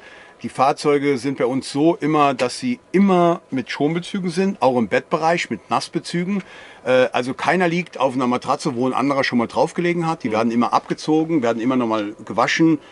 Die Damen sagen mir immer, das wird gekocht bei, ich glaube, bei 80 Grad sogar oder 70 Grad, so dass da alles wieder hygienisch rein ist und dann werden die wieder aufgezogen für den nächsten Monat. Der Fernseher, wo ist der? Genau hinter dir. Genau hinter mir. Ich habe es mir gedacht. Da, ja. Warte da, mal. Da war ich. Oh ja, hier ist auch die Haustechnik mit drin hier oben. Genau. Ich zeige das mal gerade. Hier ist die Heizung mit drin und die Technik, wo man den Stand sieht des Wassers. Und Genau. hier ist ein kompletter Fernseher mit automatischer Sattanlage. Mit automatischer Sattanlage und die Sattanlage ist so modern, dass man nichts anderes mehr zu machen braucht wie zu Hause. Man schaltet den Fernseher an, drückt auf den roten Knopf und alles andere geht automatisch. Man braucht Eine Fernbedienung. Eine einzige Fernbedienung, keine 100 Knöpfe drücken. Egal wo du stehst, ob in Südspanien oder in Norwegen oben, RTL du drückst gucken. immer RTL. Ja, Genau. Super, danke. Nee, aber man kriegt auch ARD und ZDF, muss Genau, man sagen. ja, Ich klar. bin ja nicht so der mega Alle deutschen Sender natürlich. RTL-Fan. Aber es gibt alle deutschen Sender, was ganz praktisch ist. Man fühlt sich dann auch im Wohnmobil wie zu Hause, kriegt die Programme wie zu Hause. Wenn ich das denn will, ich kann es auch auslassen. Ja, man kann es auslassen. Man muss ja nicht gucken, aber ich sage immer, wenn man nichts dabei hat zum Schauen, dann kann man nicht gucken. Wenn man es aber dabei hat, muss man nicht schauen. Okay. Deswegen, also Nachrichten ist manchmal nicht schlecht, das auch mal ab und zu schauen, damit man weiß, was zu Hause noch vorgeht. Ja, man kann es aber auch lassen, sage ich immer. Das heißt, man kann den Fernseher auslassen, aber wenn solche Kinder da sind, kann ich gucken und so weiter. Die haben alle CD-ROM drin, also da kann ein CD reingelegt werden für Kinderfilme oder für sonstige Sachen. Super. Gut, dann gehen wir nochmal raus. Das ist die Klasse, heißt nochmal? Melody Plus. Melody Plus. So, damit ich nicht durcheinander komme, haben wir hier nämlich einen kleinen Zettel dran gehangen. Der hängt übrigens auch an allen anderen Wagen. Wenn Sie mal hier persönlich vorbeikommen in Saarlouis, dann finden Sie hier diese Beschreibung mit dabei. Das ist die Melody Plus Class, teilintegriert inklusive Navi, Radio, Rückfahrkamera, Markise, Radträger, gegebenenfalls Klimaanlage, muss man sagen, denn die Fahrerklimaanlage ist immer mit drin. Fahrerklimaanlage ist immer mit drin. Aber in der Klasse haben wir auch jetzt schon Fahrzeuge, die Raumklimaanlage mit drin haben. Obendrauf eine Dachklima. Obendrauf eine Dachklima oder eine Kassenklimaanlage. Bei dem nächsten Fahrzeug, wo wir sehen, in der Klasse haben wir immer eine Raumklimaanlage mit drin. Das ist dann die Legendary Class. Die Legendary Class mit Klimaanlage. Bleiben Sie dran, zusammen mit Jürgen Jung, WVS Wohnmobil Vermietungsservice. Auch hier gibt es 100 € bei Buchung bis 28. Februar 2019. Zeig mal die 100 €. Die 100 €, ich wollte sie. Sind die auch echt, frage ich. Ja, die sind echt. Ja, die sind echt. Da Man sind sieht sie. irgendwo den Streifen an der Seite. Das Gemeine ist nur, es gibt natürlich nur genau diese 100, nee, es gibt für jede Anmietung jetzt 100 € bei Frühbucher bis 28.02. Auch da gilt es, das müssen Sie schon sagen. Sie müssen sagen, ich habe das Video gesehen, sich darauf beziehen. Das ist ganz wichtig auf diese Aktion. Denn die Aktion ist nicht verfügbar, wenn man direkt über ADAC bucht. Man muss da schon sagen, habe ich gesehen. Genau, man muss sagen, man hat das Video gesehen, weil das ist der Hintergrund dessen, wo man nur die 100 € bekommt auch. Okay, klasse. Genau. Danke, Jürgen Jung. Bitte. Die große Doku, wir machen Urlaub im Wohnmobil. Wir sind heute bei WVS Wohnmobil Vermietungsservice und gucken uns ganz viele Wohnmobile an. Jetzt sind wir in der Legendary Plus Klasse. Und der Jürgen Jung wird uns mal ein bisschen was erklären, was hier jetzt besonders ist. Ich zeige es mal gerade, hier vorne steht's. Die Legendary Plus Class mit Navi, Radio, Rückfahrkamera, Klimaanlage, Markise, Radträger, allen drum und dran. 7,47 Meter hat dieses Wohnmobil stellvertretend für die Legendary Plus Class. Und ich gehe mal kurz hier rum, dann zeige ich schon mal die Basics. Hier oben ist eine Markise natürlich mit eingebaut. Es ist eine Beleuchtung mit drin. Das heißt, ich habe eine Beleuchtung, die ich einfach einschalten kann. Ich habe hier hinten den Radträger, der immer mit drauf ist für 3 Fahrräder. Und ich habe eine riesengroße Heckgarage. Hier ist alles an Zubehör schon dabei. Also von der Chemie. Natürlich, Sie kriegen eine ganz große Einweisung, wo alles erklärt wird mit allem drum und dran. Aber ich muss nichts mitbringen, was wohnmobilspezifisch ist. Hier ist Jürgen Jung. Hallo. Hallo Sven. Ja, man braucht nichts Wohnmobilspezifisches jetzt mitzubringen. Alles andere, alles das ist schon dabei. Gleich am Schluss sagen wir nochmal, es sind 3 Sachen, die man mitnehmen sollte eventuell. Einfach von unserem Rat her, was wir sagen, was man immer braucht. Da kommen wir aber gleich am Schluss noch einmal dazu. Ansonsten sind die Fahrzeuge im Prinzip komplett ausgestattet. Gut, wir steigen ein. Ja. Legendary Plus, die gefällt dir gut, oder? Das ist die Platinum Selection Hersteller jetzt von diesem Wohnmobil ist? Das ist ein Knaus. Ein Knaus. Ja. So, also ein Knaus, wer sich auskennt, das ist schon mal Luxus pur. Deutsche und auch hier Premium-Hersteller. Also richtig, wow. Ja. Ich muss dazu sagen, wir arbeiten jetzt schon ein Jahr zusammen fast, aber die meisten Wohnmobile habe ich nie gesehen, weil wir im Sommer oder irgendwann mal früher angefangen haben, da waren die schon weg. Ja, genau, da waren die immer unterwegs und jetzt haben wir sie dann hier stehen und einmal aufgereiht. Boah, ist das gut. Warte mal, ich muss erstmal die Kamera schwenken. Man muss das einmal verinnerlichen. Das sieht aus wie auf einer Yacht. Ja, das ist Yacht pur. Das ist genau der gleiche Luxus wie auf einer Großyacht. Wie liegen wir hier im Kaufpreis bei so einem Wohnmobil? Neu? Bei dem liegen wir ungefähr bei 90.000 €. 9.000 €. Also das ist schon Luxus pur. Hier oben ist auch die große Klimaanlage mit drin. Genau. Die ist auch, wenn man da so ein bisschen empfindlich ist und sagt, so draußen sind so 35 Grad, dann hat man die drinnen oft auch. Genau. So kriegt man die prima raus. Ja, die kann man halt so einstellen, wie das jeder braucht. Das ist halt individuell einstellbar, die Dachklimaanlage. Dometic ist der Hersteller, also ein Premium-Produkt. Dachklima ist mit dabei. Wir haben 2 Längsbetten, die kann ich auch zusammenschieben. Die kannst du auch zum Doppelbett machen. Genau, das ist bei unseren Fahrzeugen immer so, wenn es Längsbetten gibt. Die sind immer zum Doppelbett machbar. Guck dir mal an, hinten die Schränke wie beim Flugzeug. Ja, ja. Also ist schon geil. Ja, das ist richtig toll. Ist schon richtig Luxus, ja. Auch hier haben wir unter den beiden Betten wieder die beiden Hängeschränke für Sachen reinzuräumen. Okay. Und wir haben dann entsprechend wieder unsere Raumbad und Raumdusche. Gehen wir noch einen Schritt nach hinten, dann mache ich lasse noch einmal kurz, hier sind zum Beispiel bei dem Modell, bei dem Knaus, hier sind 2 Fenster links und rechts. Und ich habe natürlich hier oben auch, hier kann ich in den Sternenhimmel gucken, wenn ich das möchte. Ja. Und mach mal auf. Ja, so, und wenn ich jetzt hier aufmache und hier wieder zumache. Schließe ich gleich komplett. So, Jürgen, jetzt ist der Jürgen weg. Das ist nämlich ganz praktisch, denn jetzt habe ich meine Ruhe, kann mich in Ruhe vorbereiten und habe ein eigenes Bad direkt im Knaus mit drin. Und habe hier auf der linken Seite von dem Fahrerhaus aus gesehen, habe ich da meine Toilette mit der Waschmöglichkeit. Und auf der rechten Seite vom Fahrerhaus aus gesehen, habe ich da meine Dusche. Von mir aus jetzt natürlich links. So, und hier steht es, keine Duschsachen während der Fahrt im Halter lassen. Der Jürgen hat für die wichtigsten Sachen schon mal Aufkleber drauf gemacht, denn hier spricht die Erfahrung. Es gibt aber Einweisungen. Wenn ich Fragen habe oder irgendwas, einfach fragen. Ja, also da sprichst du ein wichtiger Punkt an. Wir fahren sehr viel selbst mit den Wohnmobilen und haben dadurch natürlich auch viele praktische Erfahrungen, die wir selbst machen. Die Dusche da drin stehen lassen, wenn man da jetzt nicht dran denkt und man fährt in die erste Kurve rein, dann fliegt die. Man hat die meistens noch, wie das bei mir der Fall ist, immer offen. Offen, ja, da kommt das ganze Duschgel. Und dann kommt das ganze Duschgel und hat es im ganzen Auto drin. Deswegen haben wir irgendwann mal nur als kleinen Hinweis das Schild da angeklebt, eben die Duschsachen rausholen während der Fahrt. Und was die Einweisung angeht, ist es so, dass wir in der Saison jetzt 2019 komplett mit dem Einweisungsfilm arbeiten werden. Das heißt, jeder Kunde bekommt im Vorfeld einen Einweisungsfilm, wo er genau einzelne spezifische Sachen alle erklärt bekommt. Er kann sich das alles während der Fahrt nochmal anschauen. Der kommt als Link oder DVD, wie läuft das? Der bekommt er als Link geschickt, beziehungsweise er bekommt einen Code, wo er dann eben über unsere Internetseite da drauf gehen kann. Er hat dann die Möglichkeit, sich das Ganze anzuschauen. Bei der Übergabe des Fahrzeugs noch sich die letzten Fragen von uns erklären zu lassen. Wir schauen uns dann das Fahrzeug von außen an und dann darf er auch schon wegfahren. Was ist der Hintergrund dessen? Der Hintergrund dessen ist, dass die Fahrzeuge heute so vollgepackt sind mit Technik, dass wir in der Saison 18 gemerkt haben, dass die Leute teilweise von uns überfordert werden, weil wir dann eine Einweisung von 1,5 Stunden gehalten haben und sie am Schluss nicht mehr wussten, was wir im ersten Satz klar, die können sich das nochmal zu Hause in Ruhe angucken. Das heißt, die kriegen die Einweisung sowieso, aber die ist dann ein bisschen kürzer, den Rest können sie sich zu Hause angucken oder auch länger. Das ist also wie jeder will. Wie jeder will und wenn Fragen sind, beantworten wir die natürlich je wie vorher auch. Aber der Vorteil ist, dass man sich das halt mit Ruhe angucken kann und man kann sich auch während der Fahrt nochmal angucken, wenn man was nicht mehr weiß.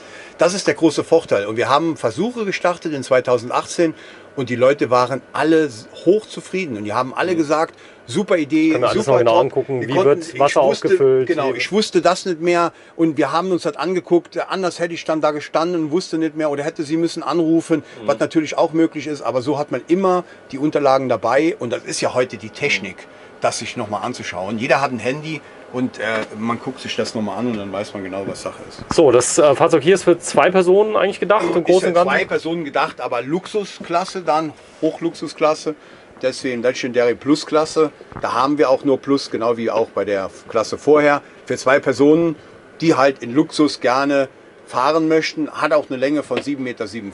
Also ja gut, Luxus hat Länge. 7,50 Meter. Genau, setz dich mal da hin bitte, Jürgen. Genau. Dann kann ich mal zeigen, wie ein zufriedener Jürgen Jung da sitzt. Denn auch mit dem Fahrzeug fährst du auch mal ab und zu mal. Auch mit dem Fahrzeug war ich schon weg gewesen. War jetzt vor kurzem auch wieder über 3 Wochen in Südspanien. Zwar da mit einem etwas kleineren, aber auch mit dem Fahrzeug fahre ich und deswegen kann ich auch relativ viel zu den Fahrzeugen sagen. Weil wir selbst die Fahrzeuge testen und stellen dann noch schnell fest, wo wir was verändern müssen, wo wir was verbessern müssen. Ja, der Knaus hier, das ist schon echter Luxus. Auch hier kann ich alles drehen, kann machen. Habe also meine Sitze mit dabei, da gibt es eine Einweisung. Ja, wenn du so lieb bist, kommst du mal kurz mit raus. Ich habe alles verstanden. Kühlschrank ist dabei, Fernseher ist dabei, Klimaanlage ist dabei. Also Luxus pur. Die Legendary Plus Class. Jetzt gucke ich mal ganz kurz nochmal auf den Zettel. Hier vorne ist er drauf. Legendary Plus Class, so ist es. Diesmal in Vertretung mit einem Knaus. Das kann aber auch ein anderes Fahrzeug sein, was diese Ausstattung hat. Die Ausstattung ist definiert. Ihr habt ein Heftchen gemacht. Zeig mir das mal gerade. Genau, wir haben ein Heftchen dieses Jahr gemacht, einen Flyer. Dieser Flyer kann jeder bei uns anfordern. Dann schicken wir ihn zu oder kommt an der Station vorbei in Saarlouis in der Industriestraße 3. Und da stehen alle Preise, alle Fahrzeuge bzw. die Klassen der Fahrzeuge drin. Findet man aber auch auf der Webseite. Auch auf der Webseite mit allen Informationen, die man braucht, sodass die meisten Fragen im Prinzip schon in diesem kleinen Heftchen beantwortet werden. Super. Ja, auch hier gibt es 100 € dabei. Ja, so, hier ist es. Hier gibt es 100 € dabei. Bis 28.02. Bestellung. Bis 28.02. Wer den Film, aber den Film sehen muss sich darauf explizit beziehen. Genau. Denn ihr seid ja Franchise-Partner beim ADAC. Das hier ist jetzt eine praktisch Lokalsache, die wir jetzt gerade durchziehen. Genau. Frühbucherrabatt ist direkt. Bezieht sich nur auf die Sache, wer den Film sieht, muss sich auf den Film beziehen und muss sagen, hier, ich habe den Film gesehen. Und ich möchte das gern beanspruchen und ich möchte gern buchen und der bekommt das. Super. Alles in einem direkt die nächste Klasse? Ja, das ist unsere Easy Class. Das ist ein Alkoven-Fahrzeug. Siehst du oben den kleinen Rüssel der übers Führerhaus steht, aber dafür eine kompakte Länge mit 6 Meter. Wow, ist das kurz, oder? Ist sehr kurz. Diese Fahrzeuge sind auch begehrt für 2 Personen, weil sie kurz sind, aber dann schon wieder ein teilintegriertes Wohnmobil. Und man hat vor allen Dingen ein riesen Raumgefühl innen drin, weil sie sehr hoch sind. Für Leute, die groß sind, Die großen 2 Meter oder 2 so? Meter groß sind, die können also da problemlos drin stehen. Gut, wir gehen mal rein. Also auch hier ist ein Heckträger dran. Auch hier ist ein Heckträger dran. Und hier ist auch wieder, wie bei uns bekannt, die Markise dran. Die Markise ist mit dabei. Heckträger, du machst mal gleich auf. Denn ich gehe mal ganz kurz dahin und zeige mal den Heckträger, dann haben wir das auch mit drin, dass Sie auch glauben, da ist er. Für in diesem Fall sogar bis zu 4 Fahrzeuge. Das hier ist jetzt ein Sky Traveler von Knaus, sehr kompakt, so sieht er von hinten aus. Und ich komme mal zum Jürgen rein. Hier ist der Landstromanschluss 230 Volt, der Adapter ist dabei. Und ich komme mal kurz zu dir rein. Ja. Hier ist Jürgen Jung. Wow, das ist, warte mal, ich gehe mal kurz auf die andere Seite, dann kann ich dich besser filmen. Das ist hoch. Ja, die Höhe, das ist halt, wenn jemand groß ist, du hast hier ein riesen Raumgefühl drin. Das Fahrzeug ist für 2 Personen gedacht, aber trotzdem du hast du ein riesen Raumgefühl. Und wenn du groß bist, du brauchst dann immer den Kopf einzuziehen. Das ist krass, wie so 6 Meter wirken, wenn es hoch ist, oder? Ja, genau. Und also ich schlafe hier oben drüber. Du schläfst hier oben drüber. Auch das ist der Vorteil für die Langen, weil du halt hier eine Breite hast, wo 2 Meter sind. Das Bett ist also 2 Meter lang und du hast eine Tiefe von 1,30 Meter, 35 und du kannst dann eben gut da drin schlafen. Man kann dieses Bett auch hochklappen während der Fahrt, damit man hier reinkommen kann. Okay, das heißt also ins Führerhaus. als Einstiegshilfe. Genau. Und jetzt zum Einsteigen gibt es eine Leiter, die hier an der Seite rauskommt. Die zieht man hier raus und dann kann man eben über diese Leiter hochkrabbeln. Das heißt, ich muss jetzt nicht über die Sitze da hochkrabbeln. Das machen die Kinder wahrscheinlich andauernd. Mal für Aber die Kinder, wenn man da welche mitnehmen würde, genau. Ansonsten ist das hier eben ein Fahrzeug, was eine kompakte Länge hat von 6 Meter und hat halt eine sehr große Raumhöhe innen drin. auch hier habe ich natürlich eine ganz tolle Dinette mit dabei, Genau. mit einem Kochfeld. Kochfeld, Spüle, Kühlschrank ist dann unter der Spüle drunter. Auch hier haben wir wieder die Schubladen, überall Schränke, auch die Schubladen sind wieder selbstanziehend. Wir haben den Schrank für Sachen reinzuhängen. Mach mal auf hinten das Bad, dass man das mal sieht, bitte. Da musst du reinkommen hier. Mache ich. Aber Also da, dann geh du mal zuerst rein und Warte. dann mache ich diese Tür auf. das kann man machen, ja. Denn auch hier ist alles sehr, sehr kompakt. Da ich meine ganze Lichtanlage dabei habe, bin ich da etwas gehandicapt. Aber der Jürgen Diese macht Tür jetzt mal kann man zu. wieder schließen und dann hat man wieder hier. Wow, hier ist die Toilette komplett getrennt. Die kann ich auch zumachen, habe dann wirklich meine Ruhe. Denn hier meinen Bereich. Hier ist die Dusche mit drin an der Seite, die auch sehr, sehr groß ist. Hier kann ich richtig groß drin stehen.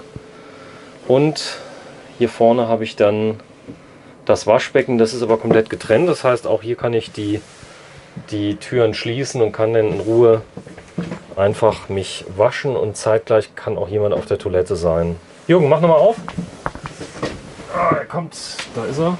Und hier habe ich nochmal auf der Seite wahrscheinlich einen großen Schrank. Genau, du hast 2 Schränke. Du hast hier einmal einen großen Schrank und du hast hier halt einen kleineren Schrank, wo man halt Sachen rein hinlegen kann.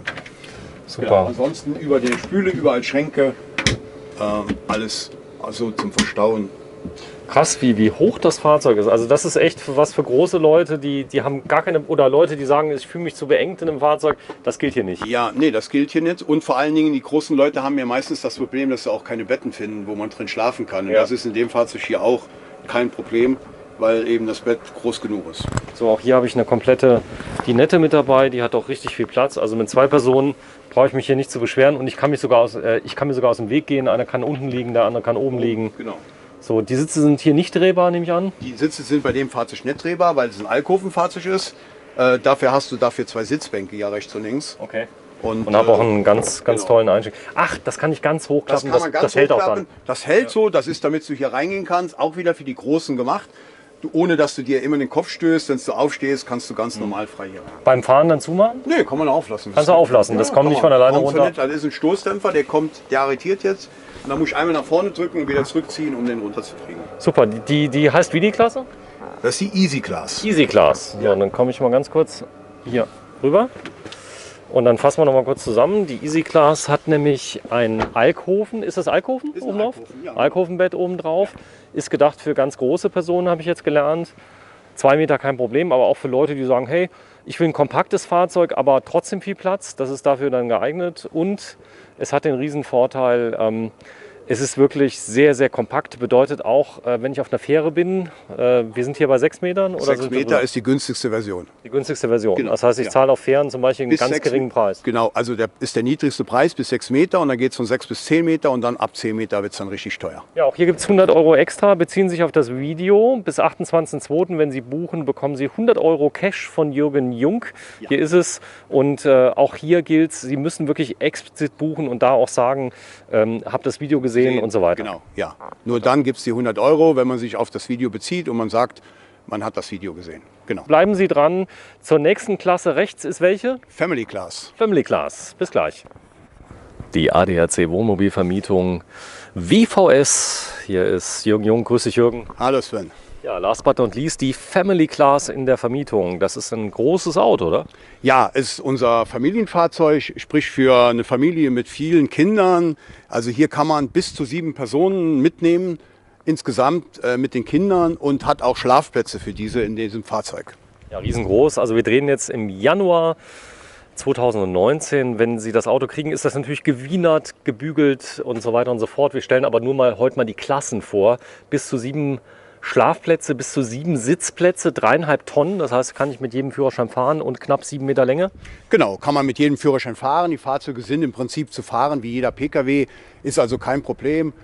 Auch wenn man denkt, es ist ein Alkoven-Fahrzeug, aber trotzdem sind sie sehr handlich und sehr kompakt. Haben hier immer eine Rückfahrkamera mit drin, haben ein Navigationssystem mit drin, wie bei uns üblich, eine Markise, ein Radträger. Ja, also alles das, was man braucht. Ja, man sollte Höhenbeschränkungen ernst nehmen. Ja, Höhenbeschränkungen auf jeden Fall ernst nehmen, wobei man das immer bei uns in den Fahrzeugen auch schon eingegeben hat, in den Navigationsgeräten. Das sind spezielle Navis, die kennen die Höhen. Genau, die kennen die Höhen, wir geben das ein und der führt einen genau über die Wege, wo halt eben immer Brücken sind, die hoch genug sind. So, hier habe ich auch eine Markise inkludiert. Hier habe ich auch Außenbeleuchtung mit drin. Der Eingang hier ist hinten. Ich habe eine Heckgarage. Ich zeige das mal gerade. Das ist jetzt als Beispiel für die Family Class. Das muss jetzt nicht der Mauritius sein von Bella Easy. Hinten ist ein Radträger mit dabei und in der Heckgarage, da kriege ich auch Fahrräder rein. Das kann ich hochklappen Genau, hier. das Bett, das kann man hochklappen. Genau. Und dann kann ich eben Fahrräder und andere Sachen während der Fahrt mitnehmen. Wenn ich dann angekommen bin, dann hole ich meinen Tisch und meine Stühle raus. Und dann kann das Kind eben in diesem schönen Bett schlafen. Genau, das heißt, im Heck habe ich ein Doppelbett mit Fenster sogar. Das da ist Stockbett, ja. Richtig. Also ein Doppelbett übereinander quasi. Ja, genau. So, hier unten habe ich eine Einstiegshilfe. Die ist da, die ist jetzt auch ausgefahren. Drinnen ist eine Truma, nehme ich an, Gasheizung, eine Kombiheizung. Ja, du merkst es ist eine Gasheizung drin. Wir haben gewärmt, damit wir heute im Januar uns nicht hier drin beide zu Tode frieren, genau. Aber es ist richtig mollig warm. Das geht auch recht schnell. Also man ist binnen, glaube ich, einer halben Stunde wird es schon richtig warm. Also das geht ruckzuck. Die Heizungen sind sehr stark. Man kann also hier drin bis zur Saunatemperatur 30, 35 Grad machen. Und man hat also sehr angenehm warm. Du merkst, das ist ein deutlicher Unterschied zu draußen. Ja, wir gucken mal gerade. Also hier hat man 2 Betten. Die sind auch sehr, sehr groß. Die sind 2 Meter lang ungefähr. Und etwa 80 breit. Also man kann hier ganz bequem liegen, auch Erwachsene, nicht nur Kinder. Das sind 2 Betten. Was ist dahinter in dem Schrank? Ist das Schrank? Ist der große Schrank, wo die Frauen immer ganz viel Wert drauf legen. Wow. Da kannst du halt jede Menge reinladen. So, der ist riesengroß. Der hat auch eine große Stange mit dabei. Hier kann ich also wirklich Jacken und so weiter. Die sind auch direkt am Ausgang. Wir sind ja beziehungsweise am Eingang. Das heißt, hier kann ich Jacken machen, genau, die reinhängen.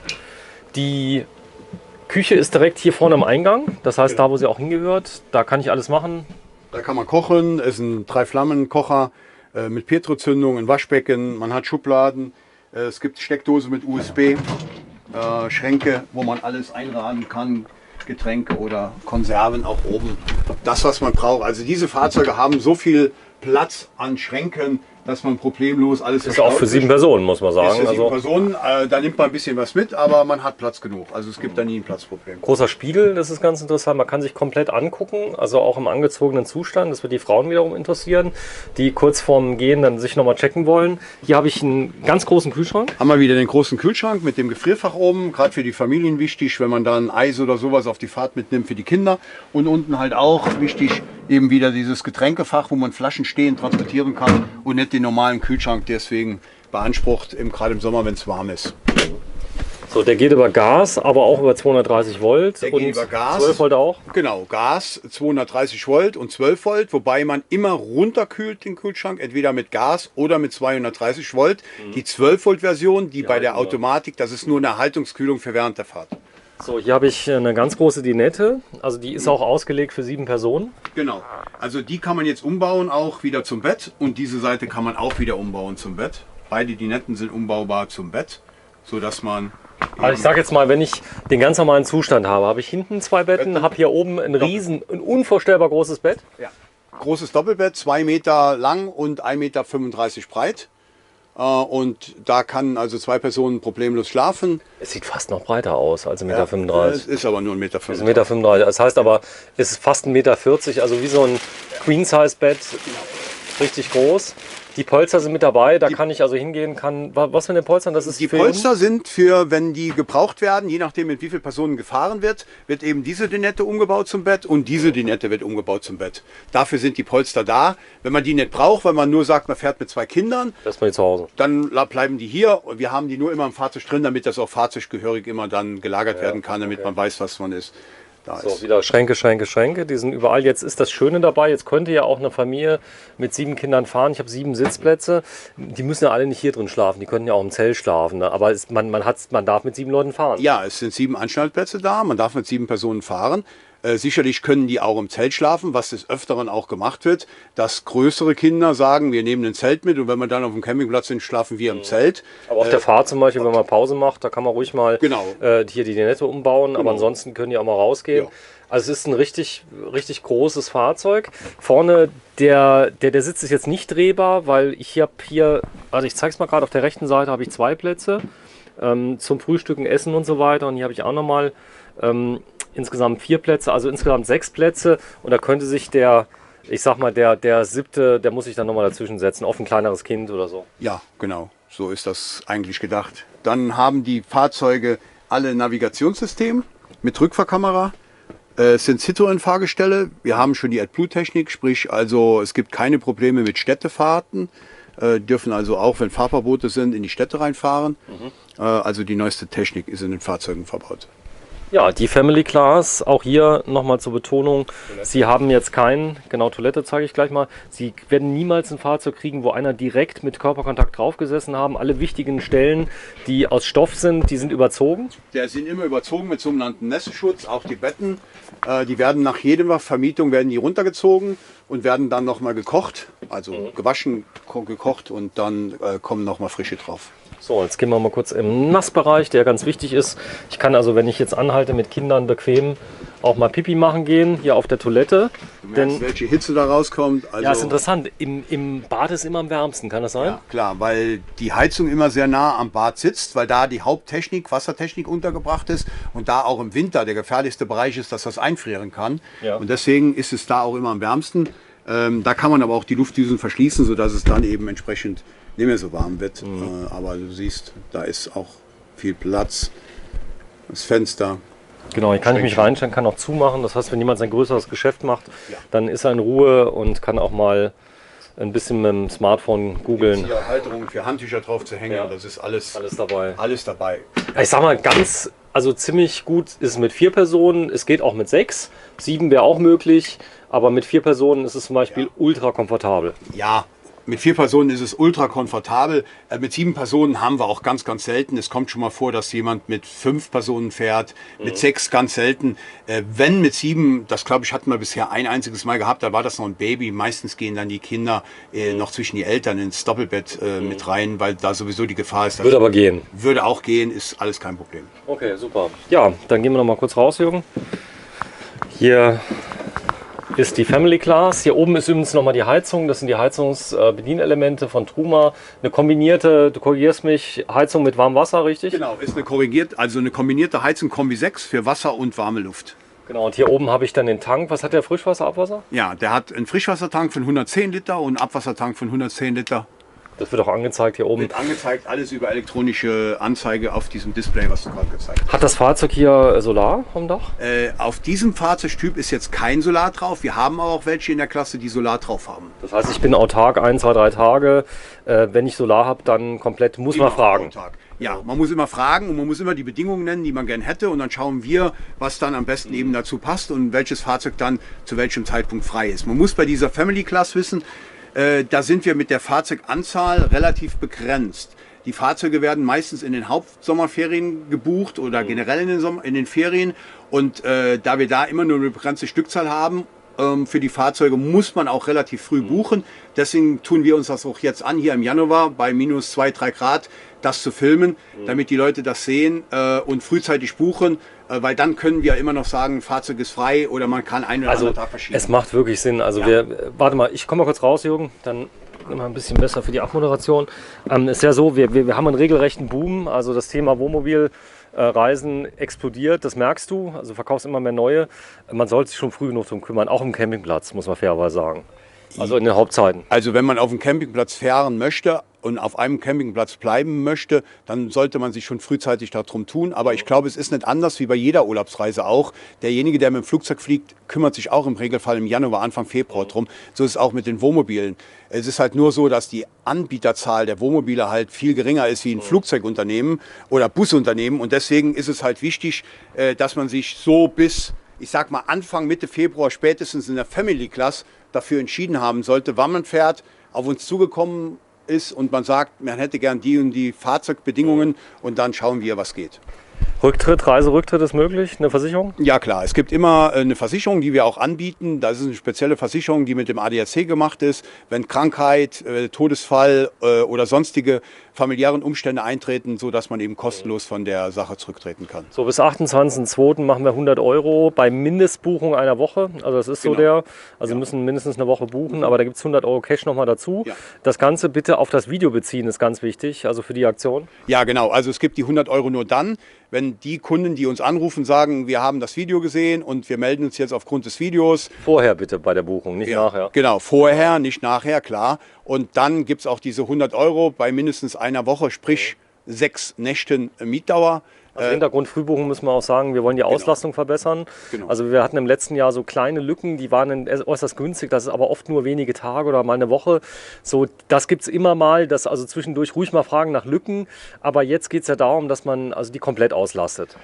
Es geht erstens mal darum, eine Komplettauslastung zu finden, aber es geht auch darum, dass uns letztes Jahr viele Leute leid getan haben, die dann einfach zu spät kamen und gefragt haben, ja, wir würden gerne, und wir hatten dann gar nicht mehr die Möglichkeit, da irgendwas zu machen, weil eben alles zu war, alles weg war. Und deswegen war meine Intention, lieber früher wie später. Lieber früher kommen und schauen, wir machen Angebote, dann hat man 3, 4 Tage Zeit zu überlegen, mit dem Arbeitgeber zu sprechen. Auch du hast natürlich die Möglichkeit, wenn du siehst, alle sind ausverkauft, kannst du auch neue Wohnmobile anschaffen, zulassen. Genau, das ist eben jetzt kann ich eben noch, wenn ich ausgelastet bin und ich sehe halt im Sommerferien fehlt noch was, dann kann ich noch 1, 2 neue Wohnmobile dazu besorgen. Die Möglichkeit habe ich nicht mehr, wenn die Leute einfach zu kurzfristig kommen. Das ist so mit der Hauptgrund. Ihr macht das wie lange schon hier jetzt, die Vermietung? Ja, die Vermietung läuft also jetzt schon seit 8 Jahren. Seit 8 Jahren. Ihr seid Partner vom ADAC, seid dort geprüft, seid Franchise-Nehmer dort. Also ihr arbeitet im Verbund wirklich mit allen ADAC-Partnern. Das heißt, ich kann das bundesweit auch buchen. Insofern ist dieses Frühbuchen auch so wichtig. Kann also sein, dass einer sagt, okay, dann fahre ich halt mal 250 Kilometer das Ding abholen, weil ich krieg noch eins. Ja, genau. Das Problem, was wir in Anführungszeichen haben, oder das Gute ist, dass viele aus der Schweiz, zum Beispiel aus der Schweiz, uns buchen, hier in Saarlouis, und hier bei uns mit ihrem Privat-Pkw hinkommen, den Pkw kostenlos stehen lassen können. Genau, im umfriedeten Gelände. Umfriedeten, gesicherten Gelände, teilweise sogar und überdacht. Und fahren dann von hier nach Frankreich, nach England und ganz oben in die baltischen. Das heißt, die fahren mit dem Auto hierher, übernehmen das Wohnmobil, fahren dann in das Gebiet, was sie gerne hätten. Norwegen, und sparen sich Schweden, baltische Länder sind ganz stark bereist im Moment. Und da haben wir eine ganz starke Anfrage. Und deswegen, wie gesagt, ist es halt für die Heimischen umso wichtiger, da frühzeitig eine Entscheidung zu treffen. Und das ist eigentlich mit der Grund, warum wir das machen. So, ich schneide jetzt mal ein tolles Video, wo alle Klassen nebeneinander sind. Ich zeige es nochmal gerade von außen, dann gehen wir so nochmal von links nach rechts durch. Wir haben ganz links eine sehr kompakte Activity Class. Das haben wir gestern schon mal gezeigt. Da gibt es auch ein einzelnes Video zu. Die Activity Class, das sind sogenannte Wagen auf der Basis Kasten, also Kastenwägen. Das gibt es also auf der linken Seite für 4 Personen als Einstiegsvariante, als Plusvariante für 2 Personen mit Luxus, richtig? Ja, mit Vollausstattung, mit allem, was man sich vorstellen kann. Lederausstattung, Navigationssystem, der ist voll mit allem, bis Außendusche, alles das, Solaranlage, Sattanlage, alles, was man sich vorstellt. So, dann haben wir hier. Das ist die Harmony Class. Genau, das ist also auch für bis zu wie viele Personen? Der wäre jetzt bis zu 3 Personen, Ja. die Fahrzeuge. Und dann die Harmony Plus Klasse ist dann bis zu 4 Personen. Bis zu 4 Personen, aber auch mit mehr. Da gibt es ein eigenes Video, guckt euch das an. Dann haben wir die nächstgrößere Klasse, schon mehr Luxus. Ja, das ist dann die Melody Plus Klasse. Da haben wir nur Plus. Da ist dann auch bis 4 Personen, aber dann entsprechend noch mehr Luxus, etwas größer, Klimaanlage, Optik, ja genau. Genau, ganz, ganz tolle Sachen. Das kann man sich im Video auch genau angucken. Dann haben wir hier. Dann haben wir die Legendary Plus Klasse. Das ist dann unsere Fahrzeuge mit dem höchsten Luxusstandard von Knaus. 7,50 Meter lang, exklusiv für 2 Personen, die reisen wollen, im Prinzip wie zu Hause. Genau, wie im Hotel, wie im Schiff. Ja, wie im Schiff, genau. Das war das, was du gestern gesagt So, hast. dann haben wir hier das Modell, das haben wir gestern ja gefilmt, für besonders große Menschen. Ja, für große Leute ist die Easy Class ein Alkoven-Fahrzeug, aber mit einer 6 Meter Länge, sehr kompakt. Auch sehr begehrt für Schweden und Norwegen reisen oder Finnland. Wegen den Fährgeschichten, genau. Ist günstiger, gell, weil der so kurz ist. Weil sie kurz sind, bis 6 Meter ist das der erste günstigste Preis. Und vor allen Dingen für Leute, die 2 Meter oder mehr haben, die haben ein riesen Raumvolumen da drin und du stößt nirgendwo mit dem Kopf an und hast ein gutes Bett. Da haben wir ein eigenes Video und gerade eben haben wir es ja gedreht, in diesem Video die Family Class, bis zu 7 Personen, also viel Platz, wenn Sie etwas mehr Personen mitnehmen möchten. Ja, all das kann man buchen bei WVS, wohnmobile-saarland.de. Also am besten aufs Video beziehen, 100 € gibt es extra, Genau. ab einer Woche Mindestbuchdauer bis 28.02.2019. Du bist Jürgen Jung, du bist Elektromeister. Ja. Genau, das heißt also auch wichtig Qualität. Ihr überprüft alle Fahrzeuge, checkt die, wenn die zurückkommen. Also euch ist ganz wichtig, denn es liegt im eigenen Interesse, dass die Fahrzeuge nicht liegen bleiben. Ja klar, das ist in unser eigenes Interesse. Wir halten da den Standard des ADAC, ist auch sehr hoch. Wir versuchen da alles Mögliche zu tun, dass der Urlaub wirklich ein Genuss wird, wo sich die Leute auch letztendlich das ganze Jahr darauf freuen. Und da darf es nicht zu Komplikationen kommen. Und deswegen ist unser Standard da ein sehr hoher Standard und den versuchen wir auch weiterhin so aufrechtzuerhalten. Ich muss dazu sagen, das ist nur ein Teil der Flotte. Also ihr habt insgesamt weit über 30 Fahrzeuge, die in der Vermietung stehen. Das heißt, ihr kennt euch wirklich aus. Ja, ich habe keine Fragen mehr, wenn auch Sie buchen möchten. Man darf jederzeit auch mal anrufen, wenn man Rückfragen hat. Ja klar, wir haben eine eigene Buchungshotline. Da sitzen 2 Damen, die das ausschließlich machen, die auch entsprechend alle Fragen beantworten können, die rund um die Buchung sind. Und wenn es dann spezielle technische Fragen manchmal gibt, mit Auslastung, mit Sitzplätzen und so, dann wird immer weiter vermittelt zu mir und dann kann ich dann immer noch helfen und kann dann gegebenenfalls noch erweiterte Auskünfte Genau, geben. Zahlen, wie tue ich Zahlen? Ja, Zahlen. Es wird immer im Vorfeld mit einer kleinen Anzahlung begonnen. Dann gibt es die Endzahlung 6 Wochen vor Mietbeginn. Per Überweisung dann, ne? Alles per Überweisung, im Prinzip nichts bar, also alles per Überweisung. Und dann haben wir eben die Fahrzeuge alle komplett versichert mit Vollkasko, 1.500 € Selbstbeteiligung. Die müssen entweder per Bar, per Vorüberweisung oder per Kreditkarte hinterlegt werden. Wobei die Kreditkarte bei uns nicht belastet wird. Wir behalten die erstmal nur als Sicherheit. Das ist nur für den Fall der Fälle. So, alles, was ich fürs Wohnmobil brauche an Spezialsachen, sind dabei, wie zum Beispiel spezielle Spannungsadapter. Die sind dabei. Da ist auch dabei, ich sag mal, so ein Feger ist dabei, die Auffahrkeile sind dabei und so weiter. Warte mal, ich komme mal kurz zu dir. Der ist jetzt noch gesichert, der hier. Noch mal aufmachen. Das ist nagelneu, das Wohnmobil. Das war noch nicht in Betrieb. Ja, das ist eins, das ist verkauft. Wir Ja. gehen hier in das rein. Gehen hier vorne rein, da können wir das gucken. Da gibt es eine extra Sperre übrigens, damit es nicht aufspringen kann. Wenn die aktiviert ist, hier ist die geöffnet. Und das ist dabei alles. Warnwesten. Also alles das, was zum Betrieb des Fahrzeugs benötigt wird. Übergangskabel, Warnwesten, Verbandskasten, Warndreieck, ein Kehrblech mit einem Handfeger, die Chemie für die Toilette, Chemie fürs Wasser zum Füllen, eine Gießkanne, um den Wassertank zu füllen. Alles ist dabei. Im Prinzip sage ich immer, es ist einfacher aufzuzählen, was der Kunde mitnehmen muss.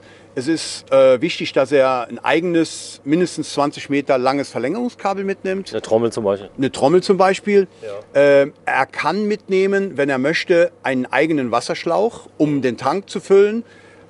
Und er sollte auf jeden Fall mitnehmen, wenn er das große Geschäft auf der Toilette machen möchte, im Wohnmobil, eben campingfähiges Toilettenpapier, was er auch bei uns kaufen kann. Okay. Das habt ihr alles vorne im Das haben Store. wir alles da in unserem Aber Shop. so, ich sag mal, so Besteck muss man mitnehmen. Das sind so die Basics. Auch da bitte uns ansprechen. Da haben wir auch Sets, die wir mit vermieten, wer das braucht. Also klar, komme ich aus der Schweiz, Genau. will es ganz leger haben. Ich kann auch alles von euch kriegen. Für wir- kleines Geld. Genau. Also ihr nehmt den Leuten da nicht. Nein, es gibt da feste Preise, die sind auch bei uns transparent auf unserer Internetseite zu ersehen, was das Einzelne kostet. Aber man kann bei uns alles bekommen und man kann auch nichts bekommen, wenn man nichts braucht. Aber die 3 Sachen, die ich gerade aufgezählt habe, sollte man gegebenenfalls mitnehmen. Vollkasko, wie funktioniert das? Ich habe jetzt einen Schaden. Ja, man hat einen Schaden und dann ist es halt so, dass man im Falle, wenn man keine Zusatzversicherung abgeschlossen hat, eben die 1.500 € bezahlen müsste. Zusatzversicherung geht? Ja, Zusatzversicherung geht. Diese Zusatzversicherung umfasst dann nicht nur den Unfallschaden insofern, sondern er umfasst auch Schäden im Innenbereich, die abgesichert sind. Er umfasst alle Schäden an den Anbauteilen wie an der Markise und am Radträger. Und dadurch, wenn man die abschließt, reduziert sich der Selbstkostenbeitrag auf 200 €. Das heißt, im Falle eines Falles hat man immer nur 200 € zu bezahlen. Ist das sehr teuer, der Abschluss? Der Abschluss ist tagespreismäßig abhängig. Das geht bei den Wohnmobilen los bei 9 € und endet bei der höchsten Preisklasse bei 11 € am Tag. Also sollte man auf jeden Fall machen eigentlich, oder? Ich rate eigentlich immer dazu, um ruhigen, gediegenen Urlaub zu haben und sich keine Gedanken machen zu müssen, sowas abzuschließen, weil wenn was passiert, und mir ist schon selbst was passiert, dann ist man immer froh, wenn man sowas hat, weil dann tun die 200 € letztendlich zwar weh, aber es ist nicht so schlimm wie 1500. Ja, sagt Jürgen Jung, Elektromeister aus Leidenschaft. Also alle Fahrzeuge, die ihr vermietet habt, haben eine hohe Qualität. Wenn auch Sie Interesse haben, kommen Sie zur ADAC Wohnmobilvermietung. Das tun übrigens ganz viele Leute auch von weiter weg. Jürgen? Ja, was ich noch dazu sagen möchte, der Standard unserer Fahrzeuge ist von vornherein immer sehr neu. Also der größte Teil, 80% der Fahrzeuge, die jetzt in 19 eingesetzt werden, sind Baujahr 2019er Fahrzeuge. Wir haben nur noch 7 Fahrzeuge, die wir aus 2018 mitgenommen haben. Und das sind Fahrzeuge, die Mitte 2018 erst zugelassen worden sind. Also im fast Prinzip neu. Halbjahresfahrzeuge. Alles klar, das wollen wir Alles noch andere erwähnen. ist neu. Danke, vielen Ja, Dank, bitte. Jürgen. Tschüss.